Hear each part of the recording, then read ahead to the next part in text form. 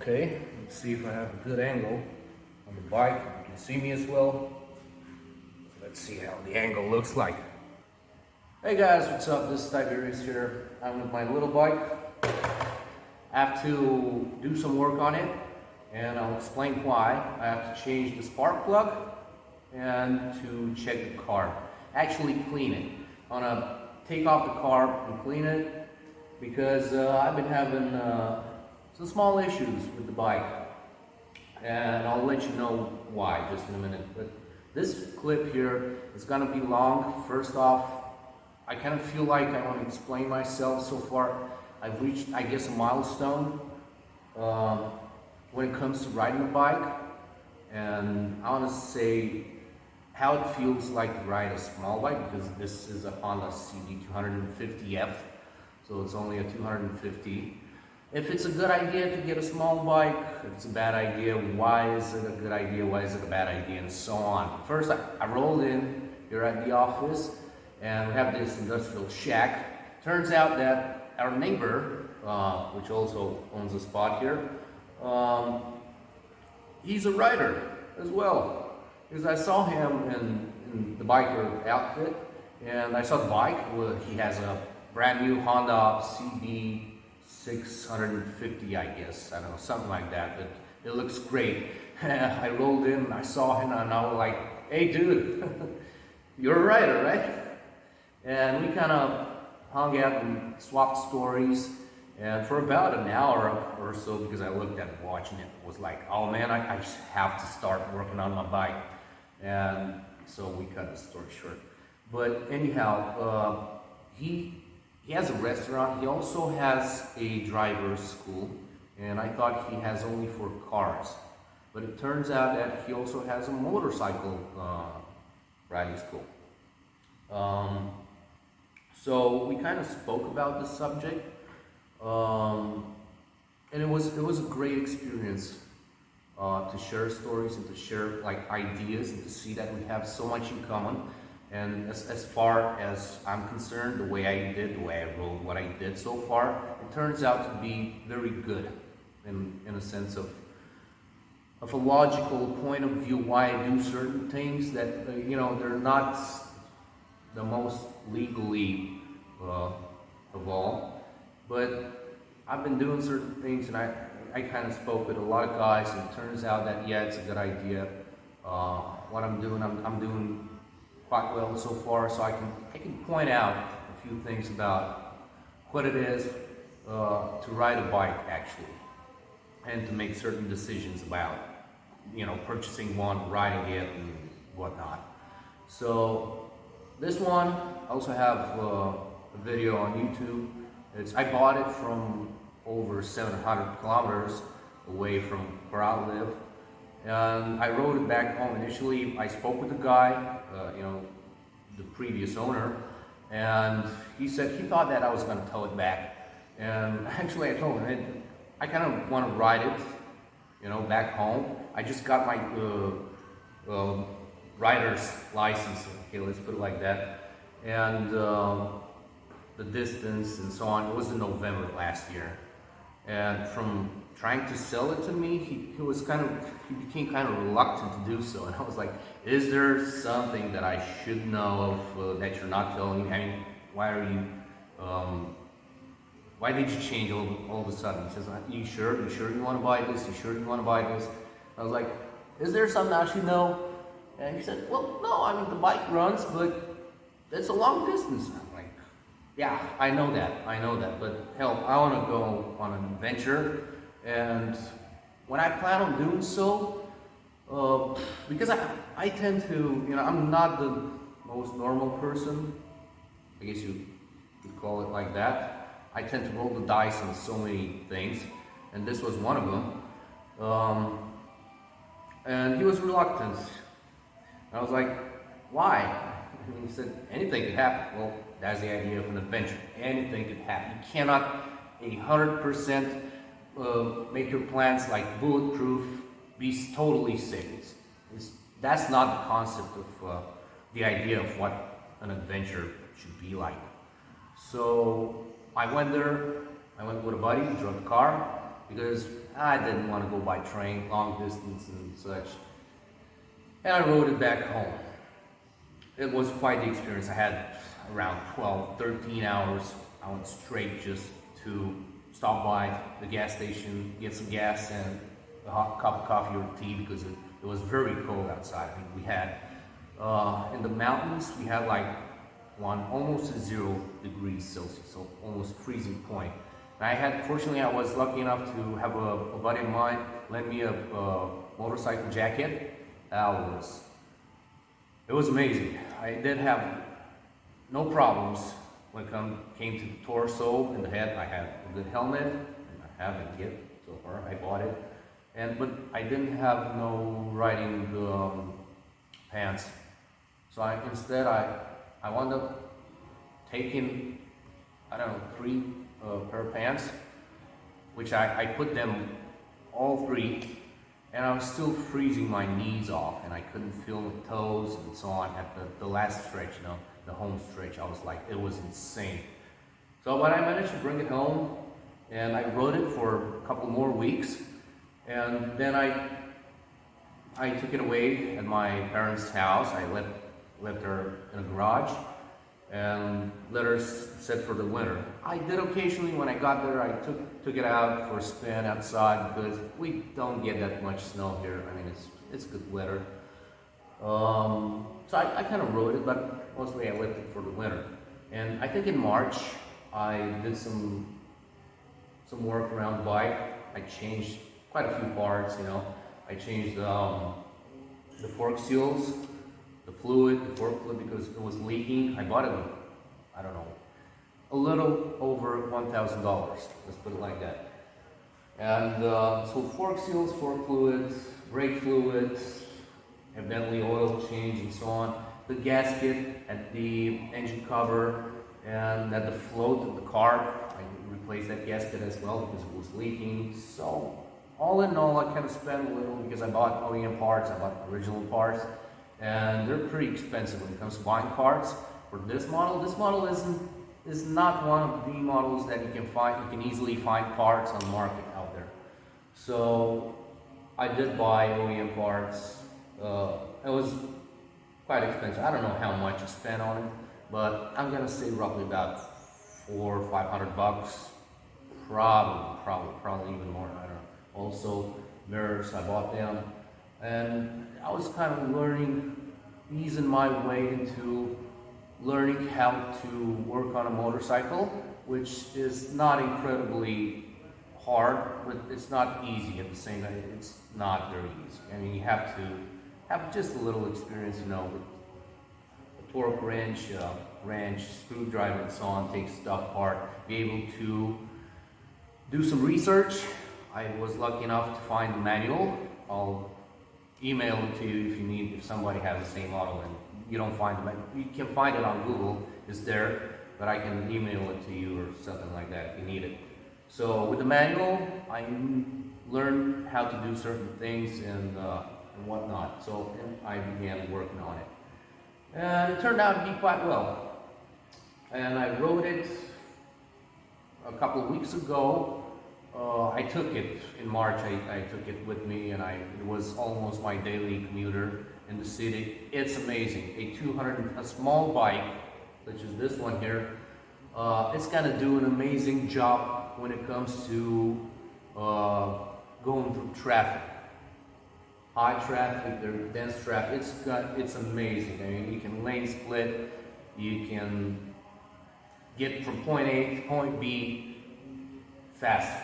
Like really fast. It's gonna happen quick. So it's a great idea if you live in a city and you want a daily commuter and you don't have to haul a lot of things. I mean, I carry my backpack and that's pretty much. I also have a net if I have to put something and I'm not gonna use my car. So, but with a backpack and so on, you can easily commute from point A to point B in the city. It's amazing. It can go out. I mean, the max speed that I got with this one was a couple of weeks ago when we went to the mountains. And so I did, I think, 130 kilometers, but it was downhill.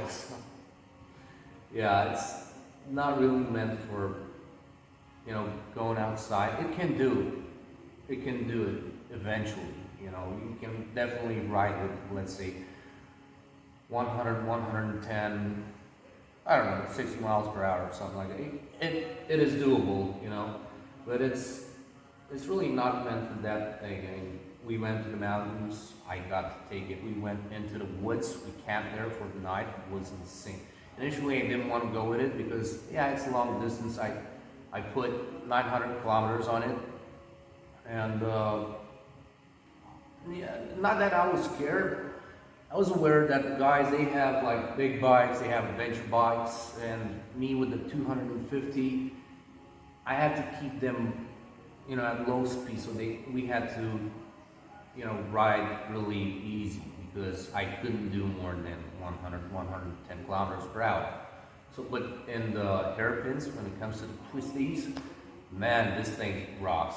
I was able, when we went to the mountain area, I was doing the twisties so goddamn well that if it hadn't been for, the straight stretch of road, I would be able to pass it in the twisties and so on, because this bike, a small bike, will get you have a lot of confidence in an instant moment. You're more confident with a small bike than you are with a, I don't know, huge bike. Take for example, I know someone that he bought his first bike is a Kawasaki Vulcan with 1500 cc. It is a beast of a motorcycle.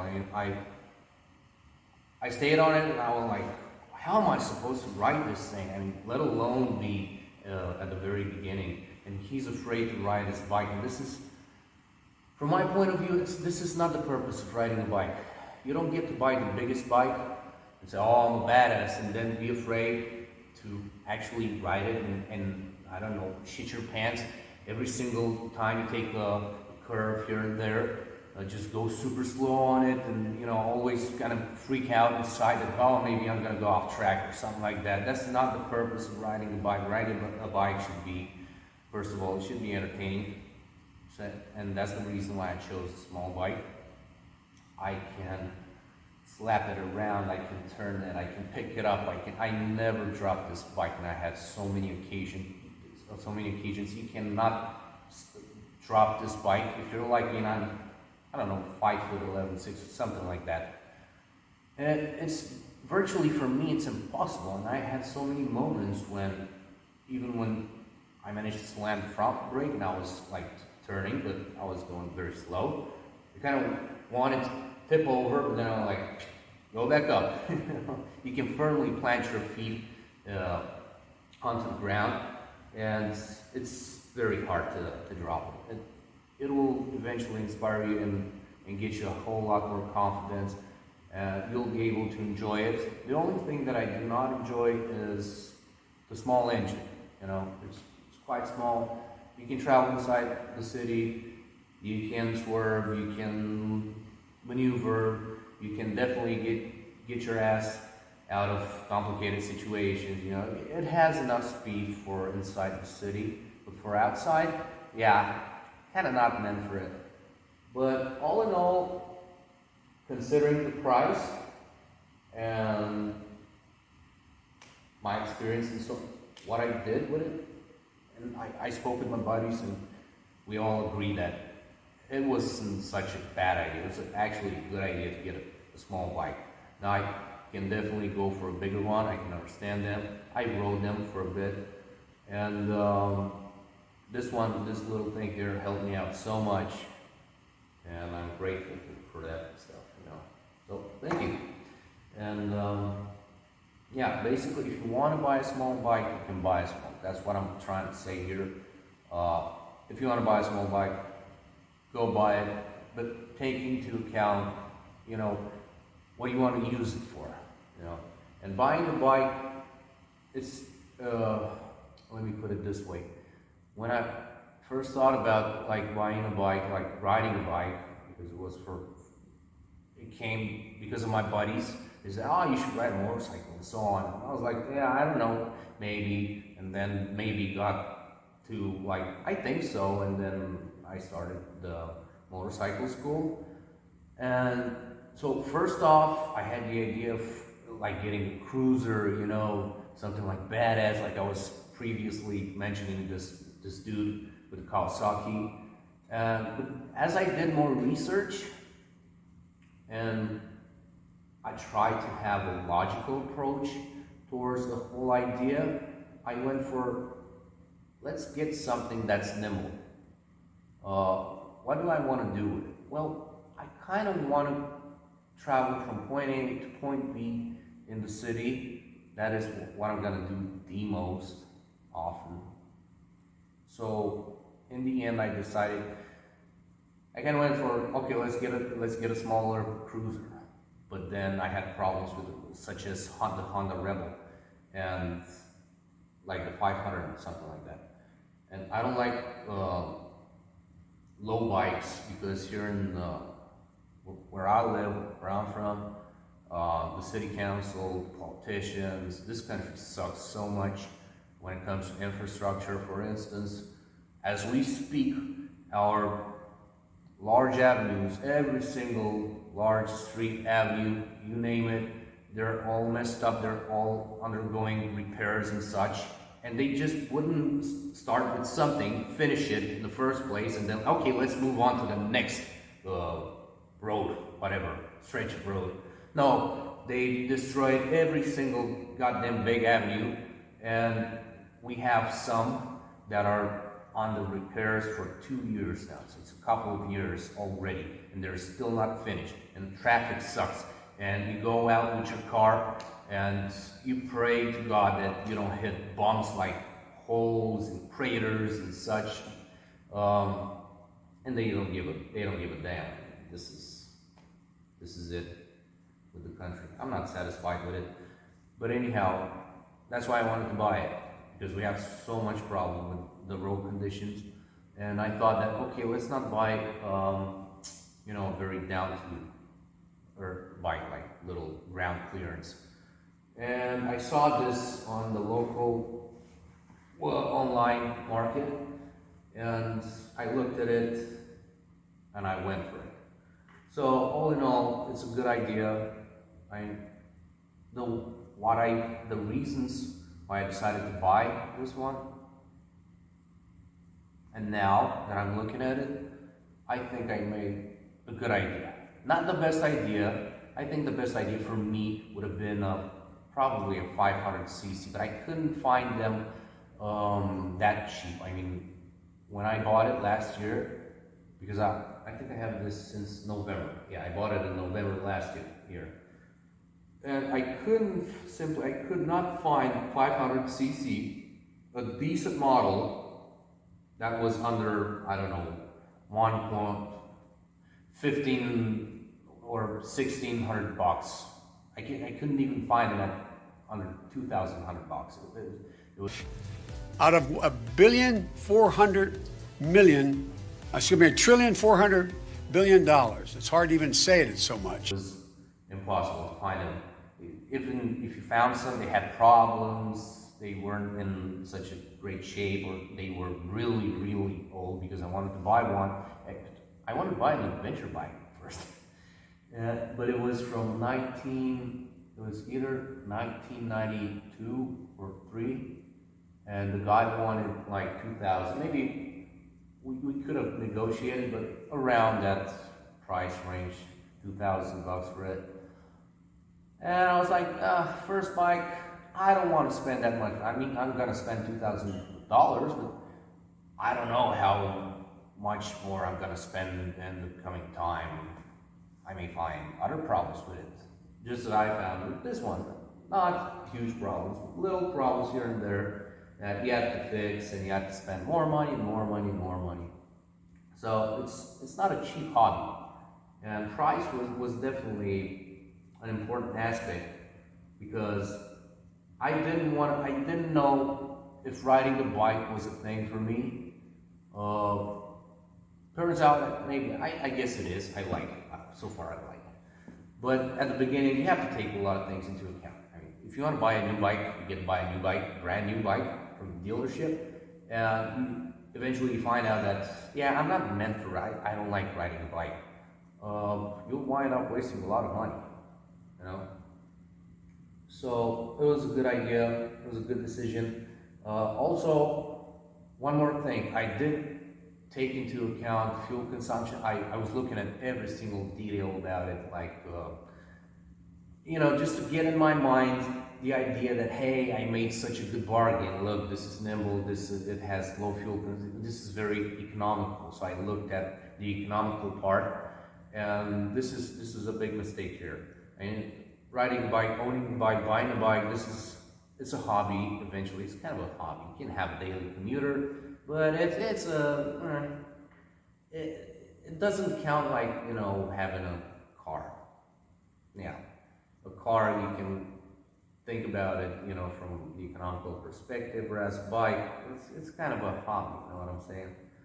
So, but I try to make it as logical from my point of view, as much as I could, to say that, hey, this is a good investment, I'm gonna get in return for this shit.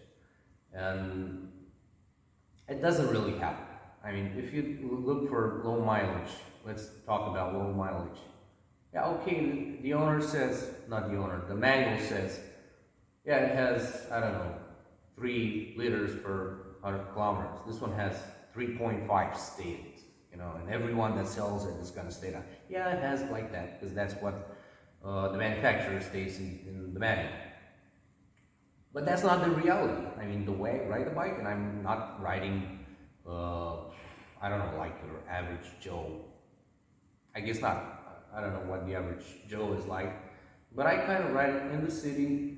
I'm not saying that I'm riding fast, but as I spoke with the guy today, I told him that, hey, listen, the way I ride, and I think it's from my point of view, based on my logic, it is better to just always try and get into a safe zone. Always try and get rid of the traffic. If you have traffic, the last thing I want to do is ride at the same speed at which the other cars are going, because from my point of view, I'm in more danger if I ride like within the herd or flock of the cars, within the traffic, than if I go like a little over, if I, swerve my way around and get into a safe zone. So when I ride my bike, that's basically what I'm trying to avoid traffic as much as possible. I want to get where I have a clear spot, up, back, left, right. That is how I plan my ride. So I plan my ride to avoid as much as possible, just sitting in like going with the flow, going with the cars. I try to avoid that. Like, yeah, it seems logical. I mean, yeah, because it's less of a risk. When you drive with cars, other cars, and we have like such bad riders here, I was so happy and amazed that I see one more fellow motorcyclist, and because the more we are, the more people will understand eventually what it is to ride a motorcycle. Because normal, and even me, and he said the same, because like even me, before having a motorcycle, I did not give too much of a damn about other riders, which is totally true. Even I didn't. I was like, okay, he's riding. I did not understand the concept and the physics. I didn't bother about the physics of, just riding a motorcycle. I compared it like, it's just like a car. No, hell not, it ain't. I mean, with a car, you have 4 wheels, 2 wheels on this one. And most of the motorcycles don't have ABS, And even if you have ABS, it's very tricky. You're not gonna brake as easily and as safely as you would in a car with a motorcycle. And that's one problem that, normal car drivers do not understand. Very few of them actually manage to understand this thing about motorcyclists. He's not gonna brake so easily. If you cut him off, he may have a lot of problems. Now I'm very careful. When I see motorcycle coming. I'm like, okay, you have the right to go anywhere you want, sir. I give him some space, and this is very important. This is that riding a bike is not like riding a car. You're out there in the open. You cannot brake as easily as you can with a car, and there are so many different aspects when it comes to riding on rainy conditions. Well, not to mention, because I rode, and I'm probably will gonna ride on rainy days. I can manage, but it's very difficult. It's very difficult to ride a bike with a lot of cars around you. So I always wanna escape. Just find my path, escape, then bump into more traffic, then escape again. I don't want to go with them. This is my logic, and I think it's a good logic, And so all in all, if you want to buy a small bike, if you want to go for traffic, you can go for traffic. The fuel consumption. Oh yeah, I'm going to say something about the fuel consumption. So this stated 3.5 liters. In reality, the way I ride my bike, I'm doing like 5. I think somewhere around 5, because I'm not driving slow like it was meant to by the manufacturer. I don't know. I'm not following the normal speed limits. I always want to get off track. And so if you ride it hard, if you ride out, when you do 100, 110, something like that, it will be at 5. It's not going to be the same fuel consumption as they state in the mag, So don't go for fuel consumption will only apply, I guess, for bigger bikes. Yeah. But if you buy a small bike and you think about fuel consumption, some of the modern ones are capable of, I think, Honda CBF 125, something like that. But most of them, if you ride hard, you're gonna have higher fuel consumption. It's only logic, So yeah, if you want to pick a bigger bike, it's okay, it's fine. You just have to think about the reasons. Really take into account the reasons why you're buying your first bike. I guess because I'm interested to the guys that are buying their first bike, because you can make so many mistakes, and you can take out riding a bike is actually it is a joy. I cannot compare the adrenaline rush, the high that I had, and I'll take this one into the grave with me. So when I first bought it, when I signed the papers, when the deal was done, and I remember I put my papers and all the shit that I had in my buddy's trunk, and he went off, and I put my helmet, I started the bike, and I had this adrenaline rush, and I was like, this is it, this is the moment, this is me now, I'm doing this shit, it's live, it's here. And for the first, I guess you would say 550 kilometers, it was amazing. It was the best experience I had. It was so much, it was the adrenaline, and I feel like I was going slow. I wasn't going fast. I wasn't capable of riding. I was at the very beginning, I just took my driver's license. But it felt so intense, so it is something. If you want to do something like that, I would not recommend going like freaking 700 kilometers. Every single dude that I spoke with, they're like, you're kind of insane. And I was like, yeah, I knew. And even at that point, and everybody told me, and I was like, yeah, what the hell? Let's do it. Let's freaking do it, But in the end, I got off with, a great story to tell, a great experience, And it's something like, I view life as a book. I don't know, you sit at home, you do nothing, you leave blank pages. And every single day, you have to turn the page, turn to the next page, to the next page, and every single day you get to write something in that book, And I don't want to have a book filled with blank pages, because guess what? Nobody's going to read it, So that's kind of like my perspective when it comes to living life and doing things. So yeah, all in all, it was a great experience. Be aware that if you ride hard, if you ride over long distances, you'll have problems which are ass. This is a reality. I spoke with the guys. This kind of happens with every single bike. It doesn't matter the seat, because I was like, when we rode into the mountains, it was fun, you know. But my ass was hurting, and we did 900 kilometers, I guess, in 30 hours or something like that. We slept overnight, and we had like intense rain. I got really drunk on rum, and when we made a campfire, it was so fun. We swapped stories by the fire. It was amazing, you know.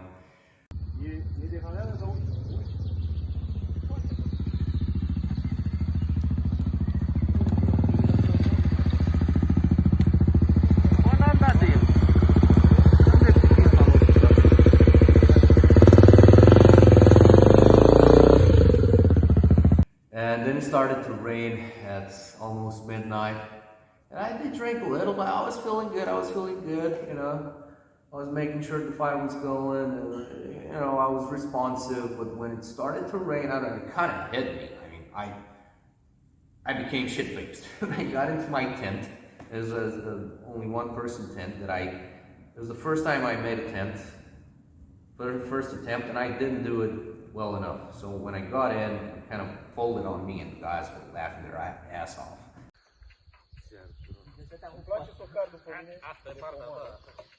It was amazing. We had fun, but 900 kilometers. When I got back here, and I went home, at my backpack, every single thing in the backpack was soaking wet. The phone was wet. It was floating actually when I woke up. So rain got into the tent, and my phone was just floating around. So it was crazy. It survived. I mean, I'm doing this video with this very phone. It's doing well. And when I got back at home, and I stripped butt naked, and I told my fiance, "Would you mind looking at my ass for a bit?" She was like, "It looks like somebody stroked you over and over again with a cricket bat." I was like, damn it. Because it hurts so much. It hurts so much, and I spoke with the guys that it doesn't matter what kind of seat you have, you will get ass soreness. And it's painful, you know, over long distances. You're not going to be doing long distances and just whistle, like be jolly happy. You know, it's an endurance test every single time. Now I know this so well. So yeah, what else am I supposed to say? I don't know. Let me think for a bit. So make sure you do your homework when you want to pick your bike. It's not a shame if you pick a smaller engine bike. This one, I'm gonna keep it for the summer, but I eventually gonna wind up on going, you know, as I spoke with the dude here, I said, I think 500, 600 is 650. I think this is enough for me. This is enough power, because I swapped my bike with this one. I don't know if you can see it. This is a Honda Hornet 900 something cc, and I was doing like 200 kilometers. It was insane. This bike can reach insane speeds, and I felt like I was gonna take off. And yeah, it was a nice experience, but no, it's not for me. You know, I like riding a little fast, but you know, I'm not that crazy. So yeah, be very logical when it comes to picking a bike, and don't believe in fairy tales. It is a hobby eventually. It can be an expensive one. Oh, one more thing. So one idea that I bought my bike was like, I'm not gonna buy, you know, modern bikes that have a lot of electronics and complicated stuff on it. This is as simple as it gets, and when it comes to nowadays bikes, this is very simple. I mean, it doesn't even have like gear oil, special gear oil for it. It uses the same engine oil. It's air cooled. You don't have a lot of stuff here. You only have like the fork fluid, the brake fluid, and the oil, and that's pretty much it. The rest is not there. So I bought a simple bike because I wanted to understand how it works, and I felt like I was capable of actually learning and managing my way around on when it comes to like trying to fix this and that. Okay, so for me, yeah, it kind of works. I don't know much about, you know, engine stuff and so on. I'm still learning my way around, even with the carb. The carb is such a dreaded concept. Like every single guy that I know of, they all said like, oh man, carb job, doing a carb job, having problems with the carb. This is what I'm having right now, because when I came back, I started having problems with it. It was bogging down on me when I tried to give a little throttle, just push. But I'm like, you know, I was like, what the fuck? And then it kind of worked. But then when I got here, and again, like, no, I knew that I had a problem. I have to solve it. It's been 2 weeks already, and I want to ride my bike now. I want to solve this thing, so I want to clean the carb, take it off, see what's going on. First, I'm going to replace the spark plug and see how the old one looks, and then take off the carb and see if we can fix it. So, but yeah, it's a simple bike. If you know you're handy, capable. I got this t-shirt here, I don't know if you can see it. It says Dad at Work. I'm not even Dad yet. But if you know your way around with a screwdriver, a wrench, and so on, I guess you can be able to work on a bike. And if you're willing to understand concepts and learn new stuff, like do some research, you most definitely will be able to, you know, change parts, fix small issues with the bike. So yeah, that's one more thing. So this kind of wraps it up. I know it's a long video. I hope I didn't bore you with my ranting here. And now we're gonna go on to the actual job of taking the carb out and changing the spark plug. So yeah. Okay. So to begin with, we have to take the tank off. We have to take obviously the seat is going to come out, because we have to take these out, this one and the other one, and just to have an access to the top of the engine. And then we're going to proceed our way onto taking the old spark plug out and see how it looks like. So this one has a screw here. I'm not gonna film all the process. It's so insane. I'm not gonna film everything. But screw here, you take off this seat, you find a screw here, okay? And then I think you also have a screw, I don't know, somewhere around here. So 3 screws all in all. So with these two taken off, right here and there, we have to take the tank off. So to do so, you just have to unscrew this.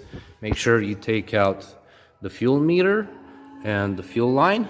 You can use a small bottle to drain the fuel. You can also drain it from the carb. You have to put this one on the off position, and then you're good to go. And right now, I'm way behind schedule because I had a conversation with my fiance, and she was like, "You've been going out quite a lot lately." And I was like, so you're implying what exactly? You know, and she's kind of pissed that, you know, I'm not spending so much time with her, but it's understandable. I mean, I went out last night for a poker game with my buddies. I did win the first place, had to split the pot with one more dude. But yeah, so I'm way behind schedule. So let's take off the fuel tank. Now with the tank off, you have to take, you know, the connection of the spark plug here. You can just try and take it off, you know, by hand. It doesn't work. You can use this. You know, don't go so hard on it. It should come out easily. Okay, so you have to find some sort of, it's either a spark plug key, or, you know, I'm just gonna use this wrench here with the adapter and slowly take off the spark plug. Please focus. Thank you. Yeah, so like this. And now we're gonna install a new spark plug, and then I'm gonna go to the carb either way, because I do not want to half-ass. I'm gonna half-ass some things, you know, but I still want to go and check the carb, you know, Maybe it's just because of the spark plug. That one's definitely fouled. Let's see what we have here. Nope, everything. So I replaced this one as well. So it looks so well. I wanted to check the inside here because I could not really see it. So yeah, it looks amazing. I like it. I like how it looks. So okay, we're gonna be putting this spark plug on, and then going for this little thing here, which is insane. I fear, so this one, it kind of looks a little messed up, but it's actually holding here, you know. I don't know if I have to replace this one. It is very likely. It is very, very likely. I can check it with, I don't know, with carb spray, I guess. And we'll see what happens. I'm not sure about this thing here. Maybe it's bad, maybe it's good, who knows? We'll see. But it's definitely something worth checking out. The way it looks so messed up. So I think when I take it off, I may have to really consider replacing this one. It's a bummer, but we'll see. So this is the spark plug. Oh, come on, please focus. It looks exactly like this. I don't know if I think it's running a little rich, I believe. I'm gonna look at the chart. There's a spark plug chart, and I'm gonna put it right now and try and compare it.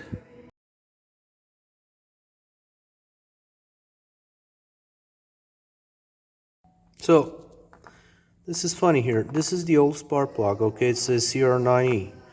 And this is what I bought, and it's CR8EH and 9S. This is for extended temperature or something like that. And I have the manual here. And so I'm following all the guidelines. And there we have CR, see? So I got the exact spark plug as in manual, as in the internet. And what I find is something that's different. And the thread, as I didn't pay attention. I didn't even check this one. I was so sure that this is the right one because it is the right one according to the manual. And yeah, so I put this one in, and it would seem to resist a little, you know, as in maybe some difference in the threading.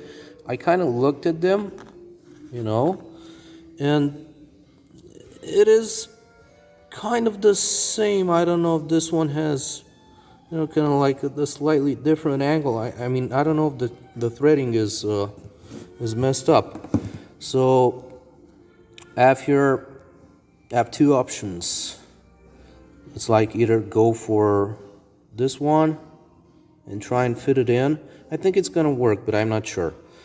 Or buy this model, which is, I mean, I looked over the internet and nobody says that this would be okay for Honda. My model, the CBF 250. So yep, buying a second-hand cheap bike comes with advantages and disadvantages. Let's see how we work this one out. Okay, so I managed to put the right spark plug in my mind, I would say so. It was a very difficult job because I had to keep the angle. And the old spark plug, I mean, I measured it. It was similar. It's a longer thread, but it was kind of similar. But I had problems with the angle. It wanted to tilt a bit. So kind of managed to put it at the right angle. I did torque it well enough. I hope it's tight. I will make a test now. I'll connect the spark plug and put the gas tank back on and see if it works. Or just use maybe, I don't know if I have something in the carb left. Okay, so I did manage to put the new spark in. This is the old spark plug. Yeah, the 9E model. The wrong spark plug. And so far so good, kind of seems to work. I'm gonna rev it a little.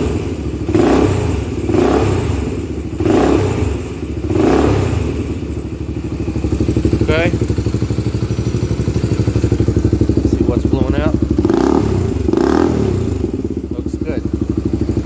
looking good. Now on to the carb job. So now when it comes to the carb, amongst the first thing that you would want to do is take out the gas, and you can do so by unscrewing this one.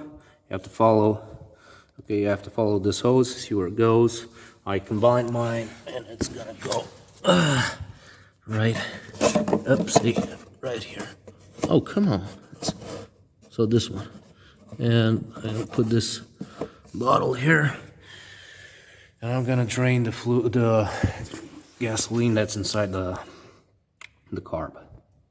Okay, now it's time to remove the cable clutch, the clutch cable. So what you can do is just try and pry open this one, separate them a little bit, so that when I pull this, let me see if I can do it with one hand. It's a little complicated, but maybe we can. Oh, there you go. Just like this, you know. Okay, and get this one out of the way. You have to unscrew it and take it away. Now with the choke cable out of the way, we have to take, this is throttle cable, okay? And what you do is unscrew this here and give it a little free place so that you can actually go over and remove these two bits from here. So about this throttle cables, you want to unscrew this, I think. I'm pretty sure it's gonna come out. And let's see. Ooh, WD-40, it's screaming for WD-40. And this one as well. Okay, so WD-40, and they should come out. Third option, I think this is a winner. Just unscrew these, make them loose, they'll come out, and we'll take it apart with this whole plate system. Catches the throttle cables. Yep, I hope it works. Okay, so option number 4, and this is it. You can actually turn the throttle, and this one will also come loose. So, yay! You learn new stuff every day. Also, don't forget to take the choke off. So you take the choke off, you're left only with these hoses here. I can safely leave them like they are. Please focus. So these two here, you can take them off. I replaced them. I have a different engineering done here. And so I'll take the choke off, and it should come out. So you don't have, turns out you don't have to take this gasket. You have to take it apart. With mine, I probably should consider taking it apart, but so far I just want to check the carb and see that it's okay. I want to clean it, make sure it runs okay. But I'm gonna look at this one and see if I should really replace this. But just by the looks of it, I kind of should. It's no biggie. I mean, it's not a huge job, so it's gonna happen in the near future. Okay, this is an important moment. I never took out a carb before, so it feels like giving birth, or I don't know. Let's see. What we have here. We have one more hose. I think it's gonna come out easy. Easy? Will it? I don't know if it will. Let's see from here. So false alarm. Huh? Okay, it's gonna come out. Come on. Oof. So much better.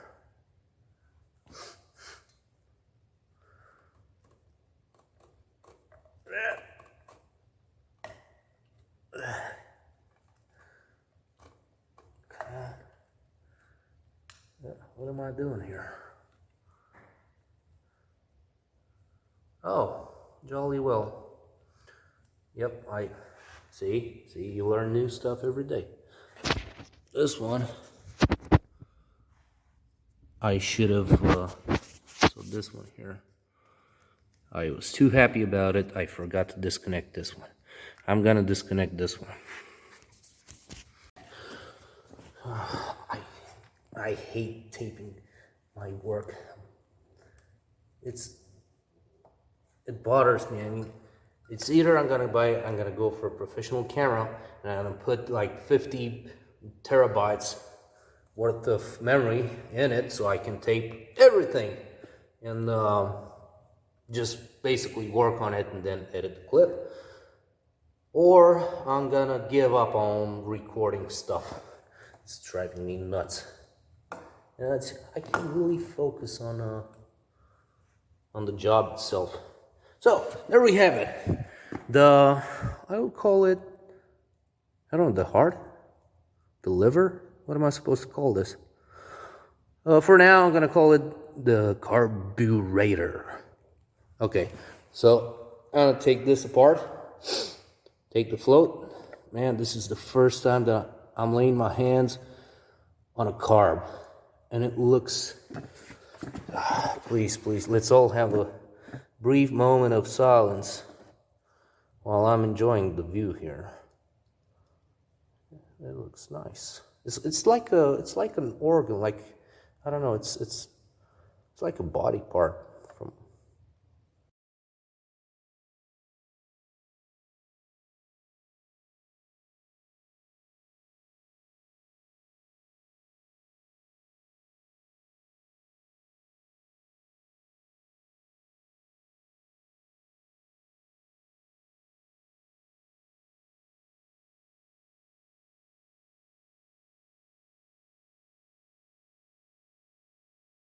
So this is set up in a different environment because I want to work on it while standing, not squatting or on a tiny chair.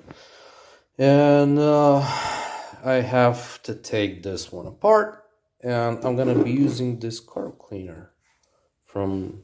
I don't know. I'm not gonna state everything about it because I don't know how well it works and so on. So yeah, not naming any companies and such. Okay, so first I think I'm gonna unscrew. I'm gonna probably go with the bottom because I have a feeling that maybe the float seat is not okay. And so first I'm gonna go with the bottom and unscrew these 4 screws here, right? And I'll take out the bottom and I'll let you know and see how it looks like. This is the bottom of the carb where the float is located. Okay, there's a float. Inside here, I did open it up last winter, or was it March? I don't know. And I did clean it and replace the gasket here. And it's kind of like this here. I did clean it. I think it. Let me see with the camera here. That's not too dirty. It's kind of like the same as last time when I opened it up, but I'm gonna use carb cleaner. And here's the important thing, and I'm gonna do a little research after I pause this video. This, as we gain more and more fuel inside here, this one goes up, all right?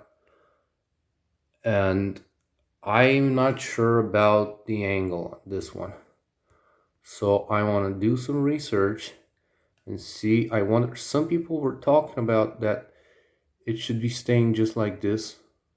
It should be on the same level with this line here, so they should be in parallel. But I'm not sure, so I'm gonna do some research, like real quick, and check it out, see if it needs some adjustment to be done. And also this here, take it off and see at the tip. Check out the tip. It should be it shouldn't have any dents on it, or it shouldn't be. I think it shouldn't be sharp, very sharp Probably something like that, but I'll have to check with the float system here. And then I'm gonna unscrew the, I don't know which is the main jet, pilot jet, whatever jet, but I'll unscrew them. I'm gonna make sure they're clean. I'm gonna run some carb cleaner, and hopefully it's gonna work. I may find out something. We'll see. So while we do some research on it, we can have a little break as well and eat something.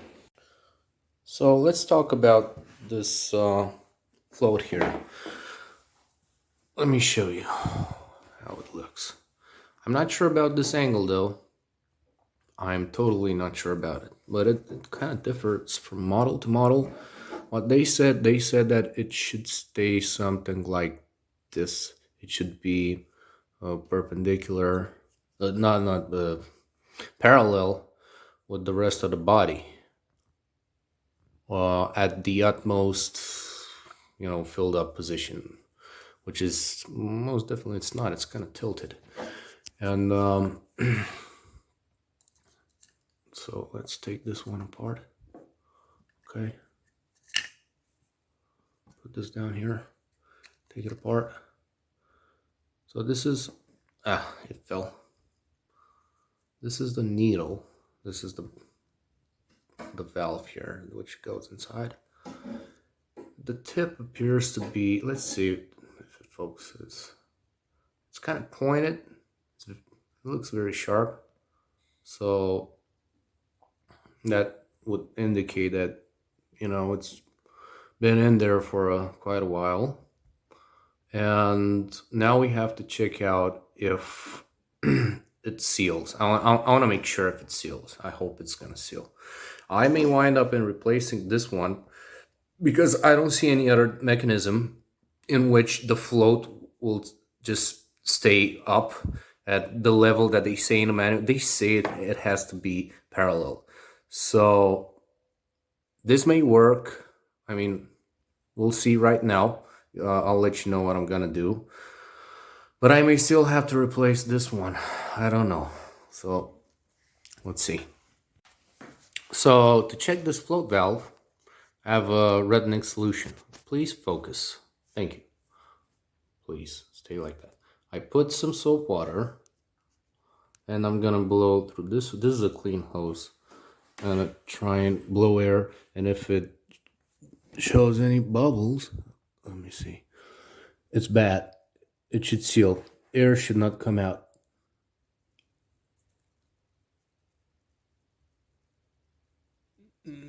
Yeah. And I can feel it. I can feel the fact that I'm not able to blow out air. So what it tells me that this seal is okay. I'm not sure though about the level of the float. I'm getting mixed information on the manual, but what they're basically saying is, and I think it's that this one should be perpendicular like this. That's what they're saying. So yeah, I'm still trying to dig in and find if this is okay or not. And it's okay. One way I was able to check it out was to ever so slightly tilt this, bring it up, and I brought it to, I think it's a parallel distance in between the body of the carb and the float, and it seals. So the float is okay. We don't have a problem with the float. Now I'm gonna do this idle screw. I'm gonna, I don't know, maybe try and take it off. So I've taken out the idle screw, and this is how it looks. It's a little dirty, as well as the spring here. And I'm gonna run some carb cleaner and try and clean it.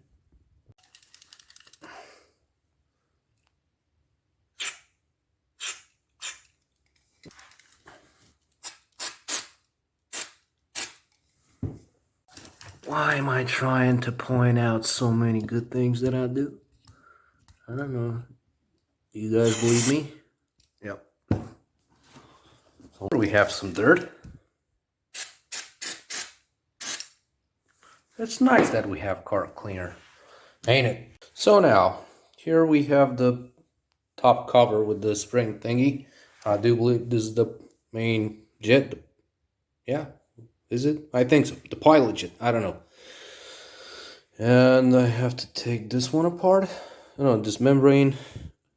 Is it okay? Kind of looks okay. Let me see if we can clean this one up. This is kind of like a carbon buildup, I suppose. I don't know. And I'll try and remove this one. But first I have to put my phone somewhere, because I need proof of this. Let's put the phone somewhere. Hopefully it's gonna see. Okay, I'm gonna try and remove this. I do not know how. I think I'm able to unscrew this. Why am I doing this?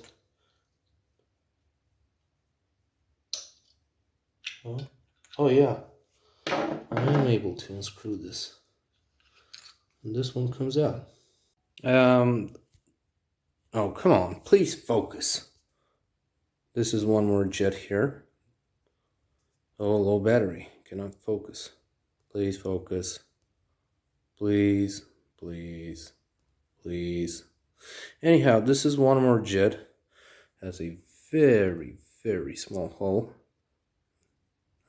Yeah, you can see it. I'm gonna clean this one as well. I've cleaned the carb as much as I could. And after cleaning this one as well, it's time to reassemble it. Look at how shiny this spring is. My goodness.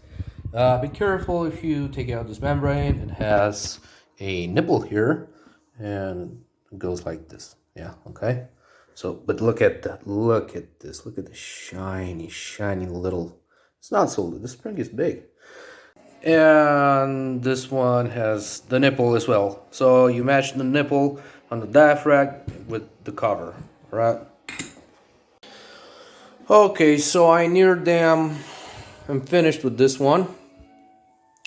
From now on, I'm gonna put the parts back, and I'm gonna put everything back, and just start the bike. But I'm not sure it's gonna happen today because it's almost it's 8-9 p.m. I had a troublesome time with that spark plug, and it took me a while, and this one as well. So I think that's enough for today. What I'm gonna do though is so this is the idle screw. That's how they call it. That's how I'm gonna call it. I'm gonna bring it down to 0. I think I already brought it. So screw it back, and then I'm gonna bring it to factory specs. I mean 2 turns and 1/4 of a turn. This is how it should be, and from there, if it needs any adjustment, I'll see. But I'll bring it to factory spec, because I think this is the culprit. I mean, I had the spark plug, looked like it was running either, I don't know, rich, lean, something like that. And maybe due to this one, because I did mess up with it. I don't know, I was feeling like initially my bike in the winter, it wasn't running okay. I changed the choke on it, and so I did tweak a little with this one.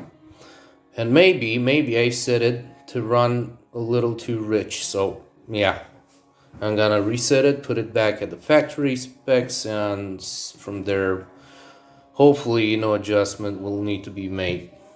PS, just look at how much better this inside this. I cannot clean it up. I don't know. It doesn't affect it so far. But look how much better it is now. It's not fully clean, but it looks great. It looks great. It was freaking dirty back when I took it off. So yes, I love it. Alright, so I've adjusted this one here. It's right at spec. And what's gonna do, this idle screw here, it's gonna shoot air. There's a tiny little, let me see if I can focus here. Oh, come on. So see, there's a tiny little hole here, and so fuel should be, squirting out. Okay, so I kind of said that I was gonna leave it for tomorrow, but in the end I was not willing to. I mean, not tomorrow, next week, you know. I don't have time tomorrow, so that's why I decided to just put it now. I want to make sure that everything's connected. So far, so good. I still don't know what the heck is this one's doing. Let's see here. Looks all fine and dandy. Okay, this one works. The choke works, and I don't see any remaining hoses. Yep, I pretty much connected everything.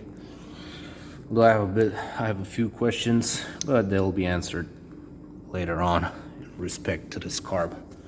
So I'm gonna go for a spin. I'm gonna crank it, see if it works. So now we're outside. I think the bike is in neutral. Yep, it is in neutral. Let's give some gas. I can hear it. I'm gonna wait a little.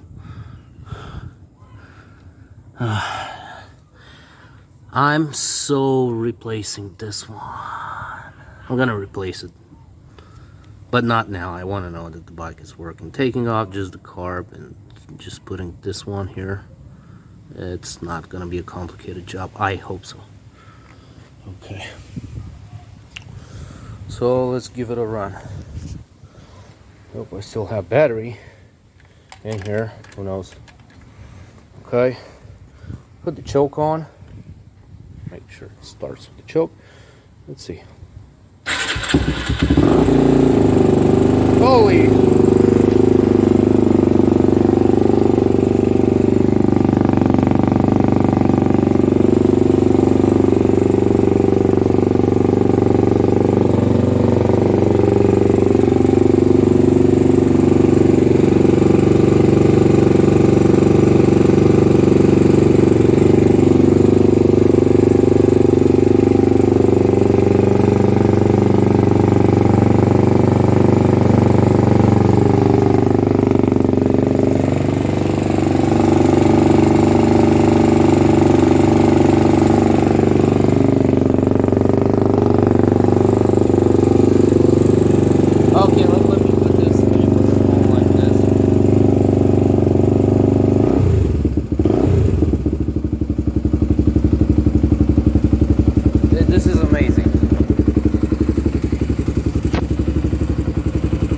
Doesn't die. I don't know. A little stuttering. I'll warm up. Oh. Let's see if I have to adjust the idle. I'm gonna give it a little more idle. You know. As of now. Make sure it's gonna warm up. But it's so amazing. It started straight away, and I have a good feeling about this. I think it's gonna work just fine. I'll have to adjust it once the engine, goes up to the normal operating temperature. I'm gonna check if I have to make more adjustments, but till now it's amazing. I'm gonna let it run for a bit, and then I think I'm gonna take it out for a spin, like around the area. Let's see if it's clear. We have this freaking pallet here. I'm gonna take it off. But anyhow, it's been quite a day. Oh my goodness. I'm grateful that I managed to get it done, get it working. Let's see, temperature, RPM, it's good. It's right where it's supposed to be. Yeah, I'm gonna hop in just like that. I'm not gonna put these here on the side. Oh. So thanks for bearing out with me. The thing is that if I can do this, anyone can. So don't be afraid to get your hands dirty a little bit. If you love riding, then you have to spend some time, just working on a bike. It creates so much more of personal relationship, you know, with it. So I'm happy. Have a great night, y'all. Day, whatever. Goodbye.